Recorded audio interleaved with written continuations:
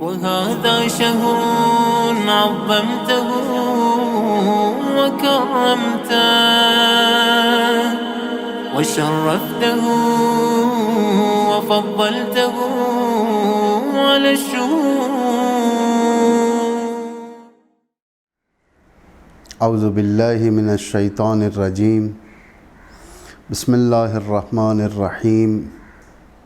الحمد للہ رب العالمین والصلاة والسلام علی سیدنا و نبینا ابی القاسم المصطفیٰ محمد.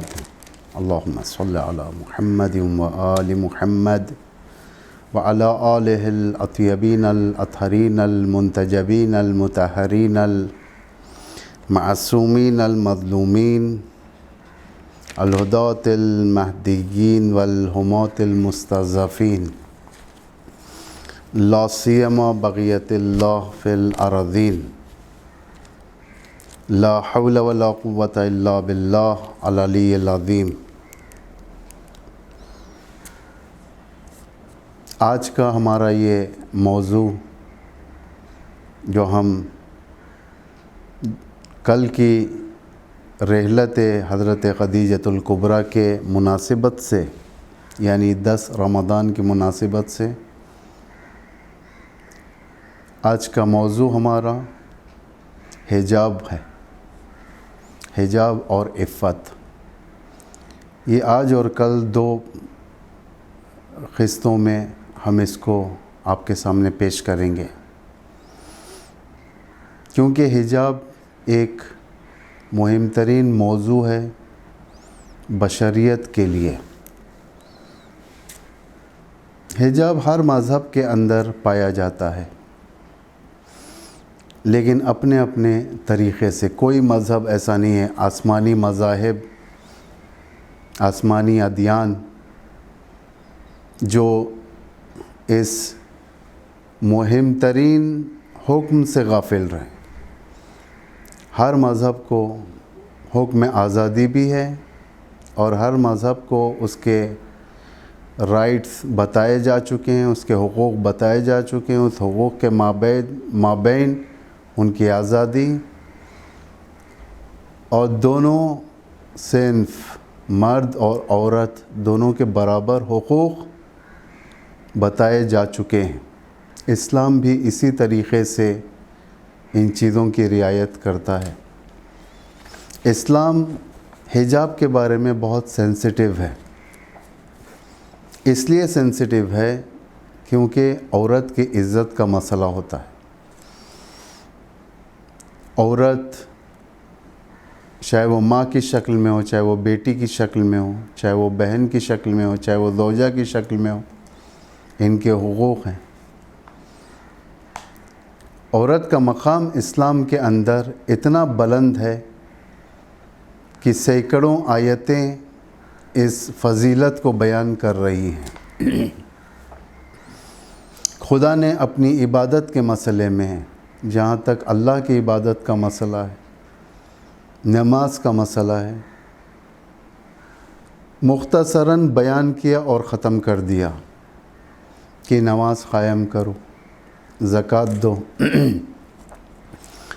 لیکن جب ایک خاتون کا مسئلہ آیا، ایک عورت کا مسئلہ آیا، سینکڑوں آیتیں نازل ہو گئیں. سورہ نساء ہے، سورہ مریم ہے، اچھی عورتوں کے صفتیں، بری عورتوں کے اوصاف. سورہ نور کے اندر حجاب کے بارے میں، شادیوں کے بارے میں، نکاح کے بارے میں قرآن ہر چیز پر ڈسکشن کر رہا ہے. لغت میں حجاب کے معنی کیا ہیں؟ لغت میں حجاب مطلب معنی یعنی رکاوٹ، پردہ، ویئرنگز جو انسان پہنتا ہے یا پہنتی ہے. حجاب زیادہ تر اب استعمال ہوتا ہے پردے کے بارے میں، اپنے بدن کو چھپانا نامحرم سے. لیکن ہر پوشش کو بھی حجاب نہیں کہا جا سکتا، چاہے جیسے بھی کپڑے پہن لیں اور کہیں کہ حجاب تو ہے، حجاب نہیں کہا جاتا۔ حجاب ایک یونیفارم ہے جس کو پہننے کے بعد معلوم ہوتا ہے کہ اس نے حجاب کیا ہے، بلکہ حجاب اس کو کہا جاتا ہے جہاں پردہ اطلاق ہو، کہ سر سے لے کر پیر تک اس کا بدن چھپا ہو، بال چھپے ہوں، نگاہیں جھکی ہوں، اسے کہتے ہیں حجاب۔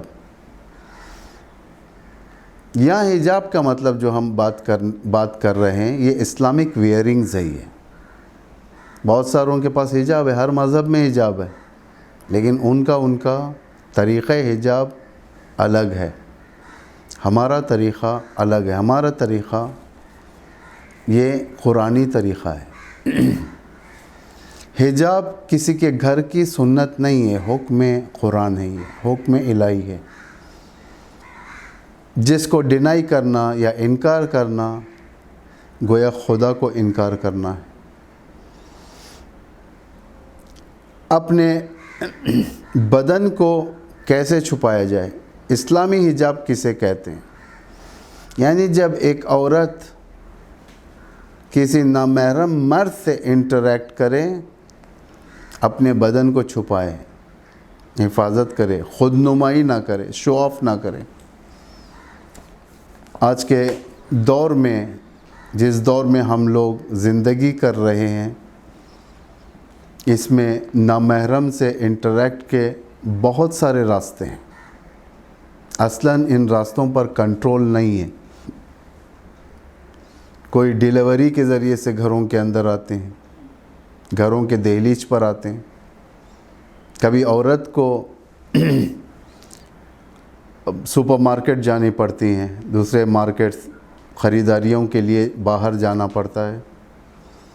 تو ایسے موقع پر جب کہ ہر قدم پر نامحرم سے کاؤنٹر ہو رہا ہے، اس میں ایک عورت کی نجی ذمہ داری کیا ہے؟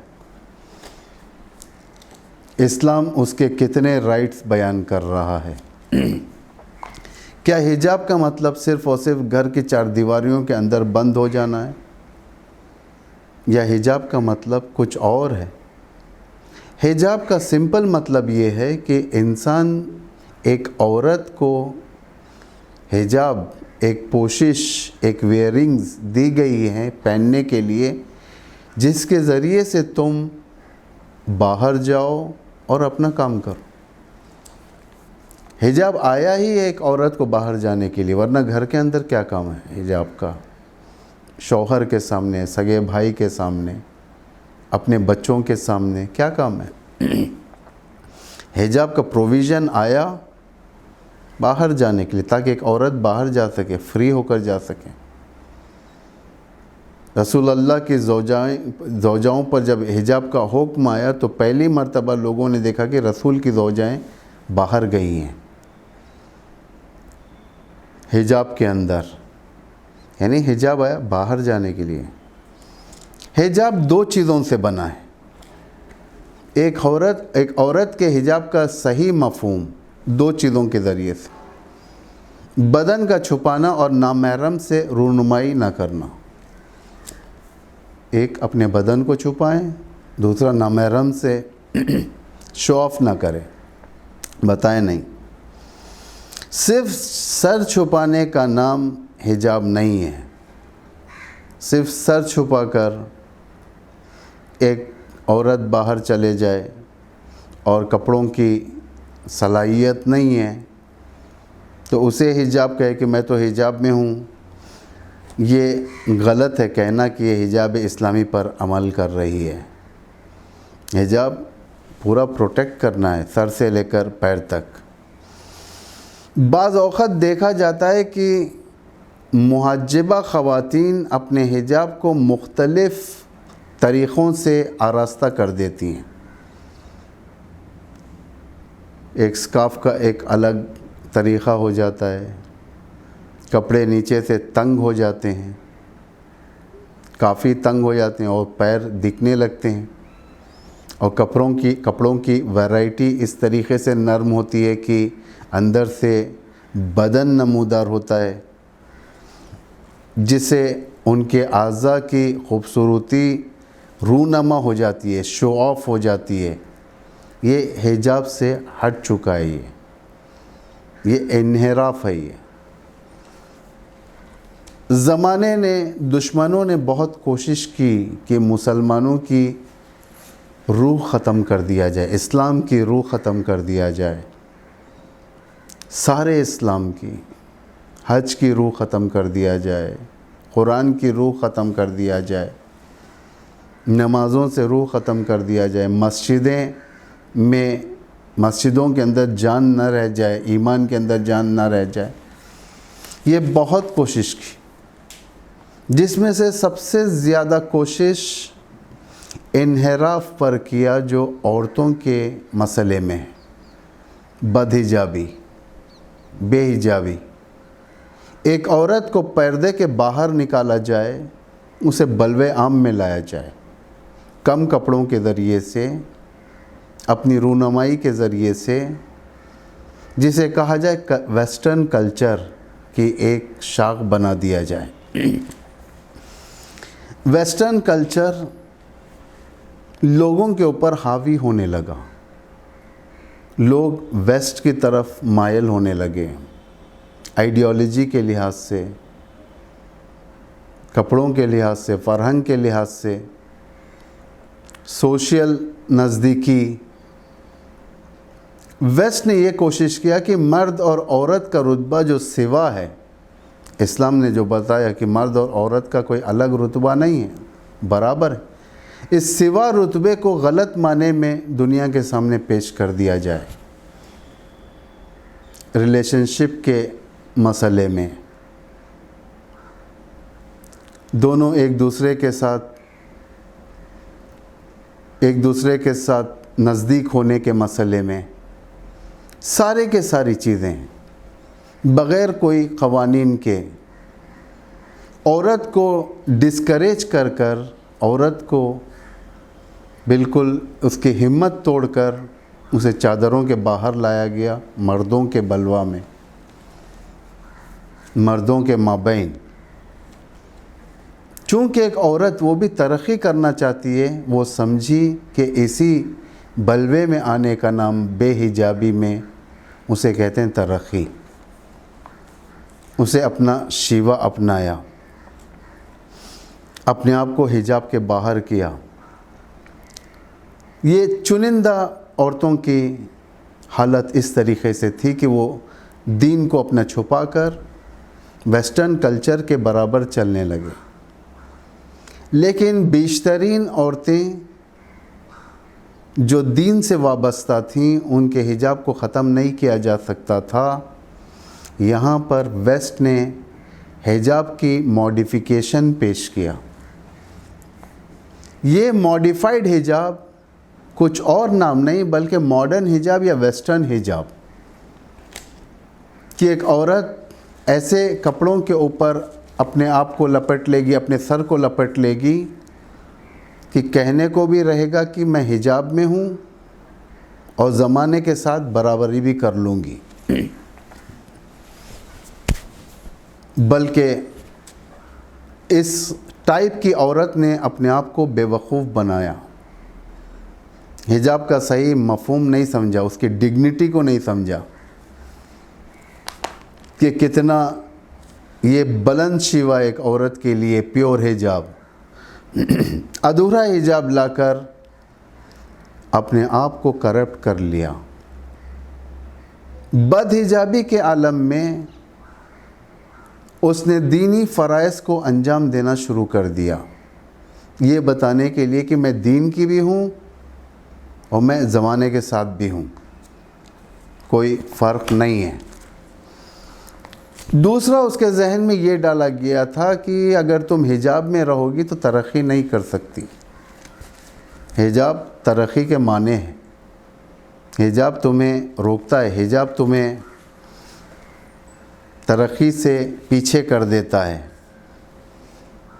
جبکہ یہ کوئی منطقی فکر نہیں ہے، لاجیکل آئیڈیالوجی نہیں ہے. جبکہ آپ دیکھ رہے ہیں ایران میں اسلامک ریپبلک ہے، وہاں پر حجاب واجب ہے. ایران کا نیشنل حجاب جسے کہا جاتا ہے، جو نیشنل حجاب ہے وہ ہے چادر، کالی چادر پہننا. اس چادر کے ذریعے سے عورتیں ترقی بھی کر رہی ہیں، یعنی باقاعدہ بہترین پڑھی لکھی عورتیں ڈاکٹرز ہیں، انجینئرز ہیں، اور دوسرے میادین میں سپورٹس میں حاضر ہیں، سوشل کاموں کے اندر حاضر ہیں. یعنی ہر قدم پر عورت حاضر ہے حجاب کے ساتھ، اپنی ڈگنیٹی کی حفاظت کرتے ہوئے. یعنی اسلام نے اس بات کو پروف کیا کہ عورت آگے بڑھ سکتی ہے، لیکن اپنے دائرے میں، اپنے حدود میں حجاب کے ساتھ. ویسٹ نے اس چیز کی طرف ہرگز عورت کو دعوت نہیں دیا تھا جس سے عورت گمراہ ہو گئی. عورت ویسٹ کی آئیڈیالوجی میں ایک خوبصورت عورت، یعنی اس کے بال اچھے ہو، اس کا چہرہ اچھا ہو، اس کا بدن خوشنما ہو، لوگوں کو سروس دینے والی ہو، لوگوں کے ساتھ فری انٹریکشن کے اندر ہو. عورت کو ایک یوں کہا جائے کہ آلے کار بنا کر رکھ دیا. حتیٰ آج کی اس ترقی یافتہ صدی کے اندر بھی ایک عورت آج ایڈورٹائزمنٹ کے ایک آلہ ہے. اپنے پروڈکٹس کو، کمپنیز کے پروڈکٹس کو دوسروں تک پہنچانے کے لیے مارکیٹنگ کی آلہ ہے. اپنے پروڈکٹس کو دوسروں کے جلب کرنے کے لیے، اپنے پروڈکٹس کی طرف دوسروں کو جلب کرنے کے لیے عورت کو ایڈورٹائز کیا جاتا ہے. جائی کہ عورت کا مقام اس سے کئی گنا زیادہ ہے. عورت آج ایک محترم مقام رکھتی ہے.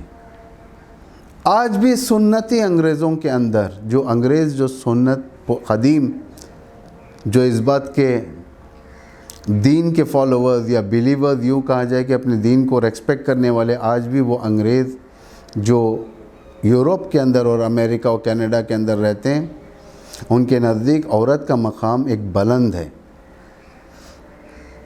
قدیم انگریزوں کے اس ڈکشنری کے اندر عورت اس وقت محترم ہوتی ہے جب اس کا شوہر کما کر پیسہ لا کر دے اور ان پیسوں کے ذریعے سے وہ گھر کی اور بچوں کی اصلاح کرے اور تربیت کرے. لیکن آج یہ مفہوم ختم کر دیا گیا. کم ایمان والی عورت اپنے آپ کو مسلمان کہنے سے شرماتی ہے. کہتی ہے کہ اگر میں مسلمان ہوں تو کیا ہوا، میں میرے طریقے سے جینے کی حق رکھتی ہوں. ذہن کے لحاظ سے کنٹرول، فکر کے لحاظ سے کنٹرول اور روح کے لحاظ سے کنٹرول جب ہاتھ سے ختم ہو جاتا ہے تو کفر و شرک کی بستی میں انسان قدم رکھ دیتا ہے. حجاب کے ویرائٹیز ہوتے ہیں، ایسے بہت ہے میٹر کہنے کا. حجاب کا اگر میں کہنے کے لیے بیٹھوں تو کافی لمبا عرصہ چاہیے مجھے. لیکن اس رمضان کے بابرکت ایام کے اندر جو ہم آپ سے رابطہ کر رہے ہیں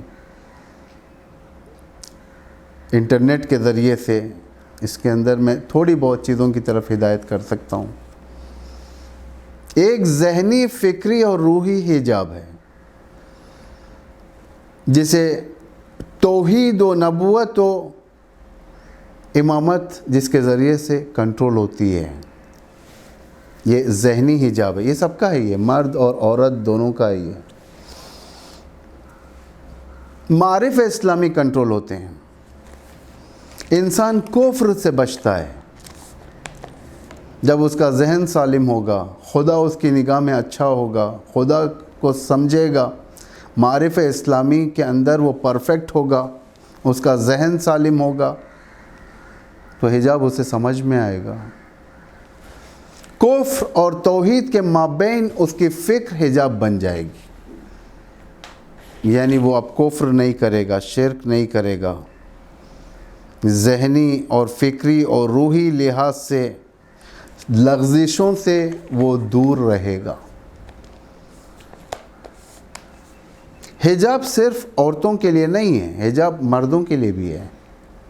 عورت اور مرد دونوں کے بارے میں قرآن نے ارشاد فرمایا ہے. وہ حجاب جو عورتوں وہ حجاب ہے, حجاب وہ چیز ہے جو نامحرم سے کنٹرول کرے, چاہے وہ حجاب مرد کا ہو چاہے وہ حجاب عورت کا ہو. جب کاؤنٹر ہو تو کنٹرول میں رکھے, اسے کہتے ہیں حجاب.